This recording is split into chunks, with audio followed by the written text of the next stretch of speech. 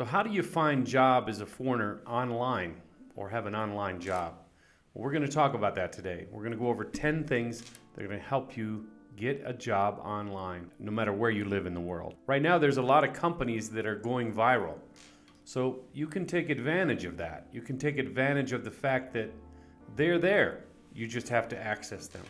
But before you quit your day job, you have to do a few things. And that's what we're going to talk about, is those 10 things. Number one, it's a long process. So don't quit your day job.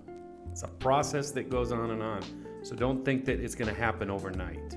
Number two, don't limit your search to just what your profession is right now. You can take advantage of some other skills that you have or that you know that will open up the door for you to look for other opportunities out there. Let's say you have a degree in graphic design, or you're fluent in one or more languages, maybe two. There's some things you can take advantage of with that. So even though you have a degree in graphic design and you speak another language, why not think about how you can open up and get out of your comfort zone, and then think about maybe going into translating. Translating is a great opportunity. Also, teaching English is another opportunity, or teaching whatever language you may speak. There are a lot of opportunities for that. And what's really cool is if the rarer your two languages are, let's say you speak French and English, or you speak Spanish and Portuguese, whatever that is, the rarer it is, the more likely they will hire you for those kind of jobs. So this means that what you're going to do is you're going to sit down and make a list of everything you know how to do. And that will open up other avenues for you to get a job online. Number three, landing a gig online is a combination of a few things. It's 30% ability, 40% persuasion, and 30% luck. This is because there's a lot of competition out there, and it's brutal. There are a lot of people looking for online jobs. Number four is there's a lot of different ways or different rates of pay for this type of work, online work, because the employers think, well, they don't have to commute. They are at home, and so the competition is very fierce. Somebody may bid something lower, like we were just talking about. Number five, there's a lot of companies out there that offer remote work.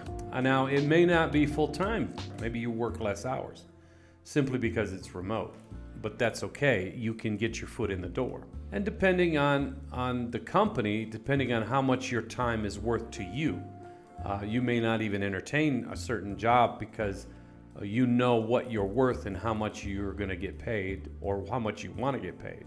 A word of caution though, there are companies out there like Fiverr and Upwork. One of the things they do is they pay very well. That's not a problem, but they pay regularly.